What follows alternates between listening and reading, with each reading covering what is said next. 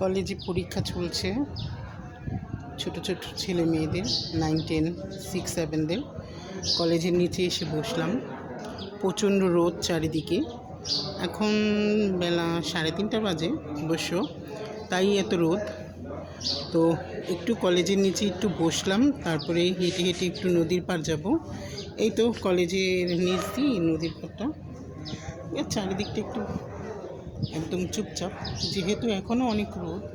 রোদটা কমলে দেখা যাবে অনেক ছেলে মেয়েরা আসবে, খেলাধুলা করবে, অনেকে নদীর পাড়ে এসে বসবে। দেখেন আকাশের রঙটা এত ভালো লাগছে যে কী বলবো। একদম মানে রং তুলিতেই যেরকম ছবি আঁকা হয় ঠিক ঠিক তেমনি। দেখেন আকাশের রঙটা এত ভালো লাগছে, আর এত এত মনে হচ্ছে যেমন রং তুলিতে আঁকা কোনো ছবি, কোনো চিত্রাঙ্কনের কোনো ছবিটাই ভেসে উঠেছে চারিদিকে। অনেক সুন্দর লাগছে, তাই না? দেখেন পরিবেশটাও খুব ঠান্ডা, একটু মৃদু মৃদু হাওয়া বসছে চারিদিকে, একটু ঠান্ডা ঠান্ডা বাতাস। এরকম পরিবেশটা কেমন লাগে আপনাদের জানাবেন।